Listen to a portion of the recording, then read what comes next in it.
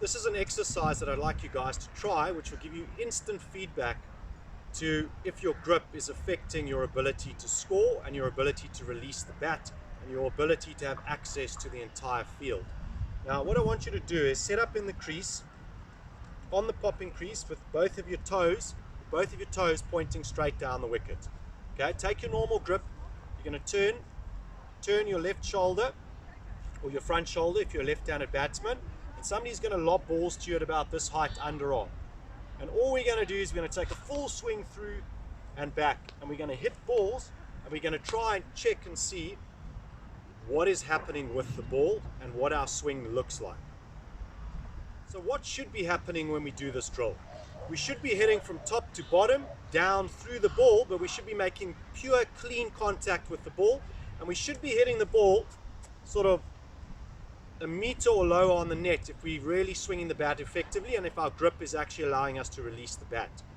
Now, what we're going to find is if we're swinging and we're hitting and we feel like the bat is constantly skimming over the ball like this, so we're not making pure contact with the full face of the bat, we're skimming over the top of the ball, that's going to give us instant feedback that our bottom hand, let's just take a look from here.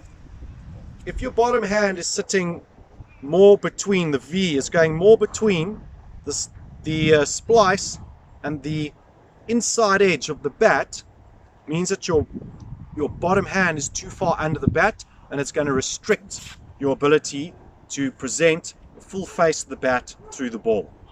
Okay, so that's the first thing we're looking out for. If the bat is consistently skimming over the top of the ball, means that our grip, if you take a look at it, your bottom hand is probably too far under the bat and your V is pointing between the inside edge and the splice of the bat. Okay, so what we're actually going to find with a grip like that also, besides skimming over the ball consistently, if we look from the side, we're going to struggle to get a full release of the right hand.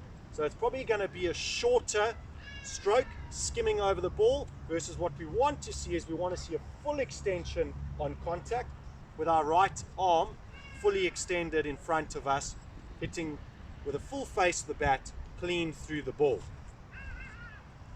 Okay, the next thing that we can look out for is, are we getting an effective release of the bat? If we've got a neutral grip, we should be able to swing through, we should be swinging through, making contact with the ball with our arms fully extended through the ball and roll through over the shoulder. Let's take a look from this angle. So again, toes on the crease, turn the shoulder. Once we've swung through the ball, we should go through and finish over our shoulder. Now what we want to do is try and get a rhythm going. So we should be hitting and then swing back, load up, next ball comes, hit, and next ball comes. Okay. If you're swinging through and you're not getting this full release, you're not getting that release, and we're hitting something like this, and we're not getting the release, check your bottom hand grip again, but this time look at how hard are you squeezing the bat with your bottom hand.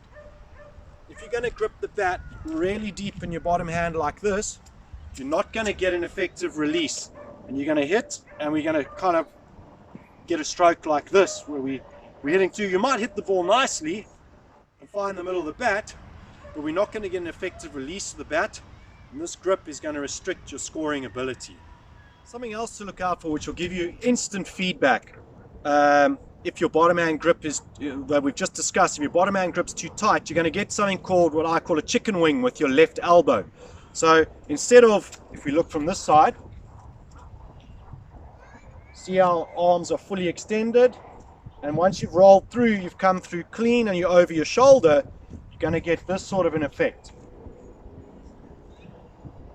And this left elbow is going to be bent in here, and we're not going to get an effective release of the bat. We're going to be quite short and cramped. So if you look in your video, if you video yourself batting and you get a bit of a left arm elbow chicken wing doing this exercise, and you know that your bottom hand is squeezing the bat too tight, we need to relax it a bit, hold it looser so we can get an effective release of the bat through the ball. What might happen when you're doing this drill is that every time you hit the ball, even though you're thinking that you want to hit from top to bottom, and we want to get the ball going sort of lower than there into the net, the ball keeps going on an upward trajectory. Even if we're swinging from the top over here, we seem to always be hitting the ball and making contact with the bat at that angle, and it's going on an upward trajectory. So what that's going to give us feedback is then, if that's happening to you, take a look at your grip, and you'll probably find that your top hand V is pointing in the middle, and it's very tight between, instead of going between the splice and the outside edge, closer to the splice or just inside the splice, it's going to be pointing, your V will be more closer to the outside edge of the bat. Now what that does, if you look at the bat, when we release and it comes through, it's on a upward trajectory.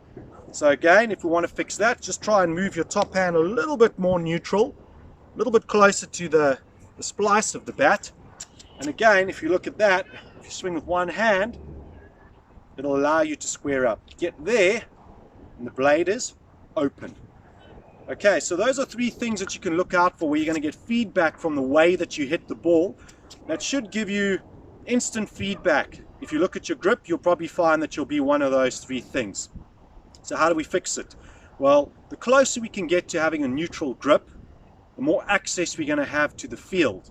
So yes, it's possible to score runs with grips the way that I've showed you, but it's seriously going to limit your potential and your ability to score runs. Now, obviously we want to give ourselves the best chance possible of scoring as many runs as possible. So the way to do this is, think of it this way. If you took the bat only in your bottom hand, and you thought that there's somebody over here bending over and you're going to smack them on the arse, okay? If you're going to smack them on the arse, your right hand would have to square up to hit them on the bum, okay? So now, put your hand out in front of you, put the bat square to where their backside would be. That'll be your bottom hand grip. You should be able to effectively swing from here and square the bat up on their arse, okay? Same applies for the top hand. If you were going to hit somebody on the arse with a backhand, you would turn your shoulder and you'd smack them with the back of your hand. The back of your hand would have to square up against their arse. So again, hold the bat in front of you, square to where you'll be making contact, put your top hand on the bat, and now think about hitting that backhand, smacking them flash on the backside. That's going to square the bat up. Put both hands on the bat there, and that's going to give us an effective grip that's going to allow us to release the bat and access the entire field. One last thing that I want you guys to take a look at is your grip pressure. Now, on a spectrum of 1 to 10, 10 being the hardest that you could possibly squeeze the bat, and 1 being the lightest that you can squeeze the bat. Rate yourself where you are at the bat. If you're gripping at it like a 7, 8, 9 or a 10, you're gripping it too tight. Now what impact does this have? If you grip something tight, what happens to your muscles? Do it. Squeeze your bat at like a, squeeze it at a 10. Okay, now slowly release that pressure and go 10, 9, 8, 7, 6, 5, 4, 3, 2, 1, where the bat's now just gently resting in your hands. What did you feel happen to your muscles? The harder you squeeze the grip, the more tense your muscles are. Now, if we're going to effectively release the bat and have fluency and flow in our play and generate good bat flow, we cannot do it with tense muscles. And if we want to generate maximum bat speed and lag and let the bat do the work, we need to grip the bat more gently. So if you're gripping at it like a 7, 8 or a 9 or even a 10, just try and back that off and try and get to a 3, 4 or a 5. Okay?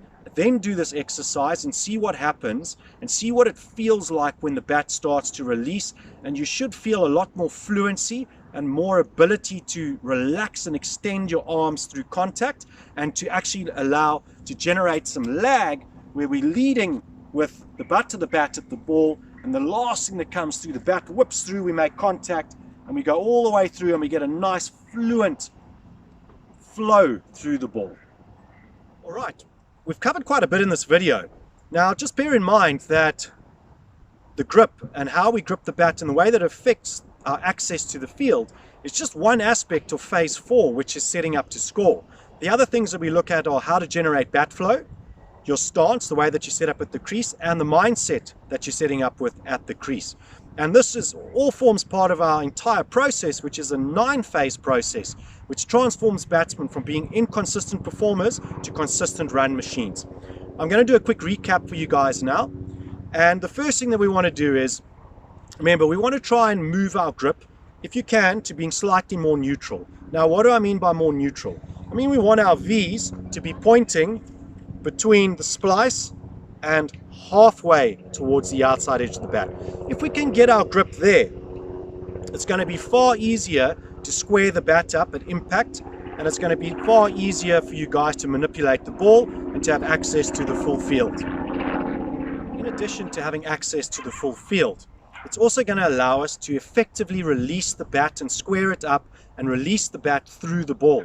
Now, what is releasing the bat through the ball going to do for us? Well, it's going to improve our timing. It's going to give us crisper, more pure contact through the ball.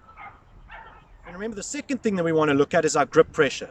If we're gripping the bat at a 7, 8, 9 or a 10, we want to try and back that off a little bit to a 3, 4 or a 5 so that our muscles are more relaxed. Again, more relaxed muscles mean that we're going to be able to release the bat more effectively through the ball, and we're going to have more fluency in our play, and it's also going to improve our timing because we're going to generate greater bat speed rather than trying to hit the ball with tense muscles and muscle the ball into the gaps. We're going to be able to release the bat, and we're going to have more fluency, crisper, purer strokes. The other thing reduced grip pressure is going to allow us to do is drop and run singles. If we tense, our muscles are tense and we're gripping the bat tight, it's pretty difficult to drop and run off good deliveries. So by reducing our grip pressure, it also opens up dropping and running, which means we're going to improve our strike rotation and we're going to pick up more singles, taking pressure off us when we're batting. One thing I would really appreciate is if you've tried this drill, it's given you some feedback and you've then made some minor adjustments or tried to implement some of the adjustments that I've suggested, I'd really appreciate it if you guys would comment and let me know the impact that it's had for you. Whether you think I'm talking absolute shit, let me know. If it's made a difference for you and you can feel a difference in your ball striking ability and your ability to square the bat up consistently on the ball in the drill that I shared with you guys, please share it with me. I'd really appreciate it. I hope you guys have enjoyed this video. Keep an eye out. I'll be posting some more content on the other phases of our simple batting approach, and I hope you guys enjoyed this video. Thank you.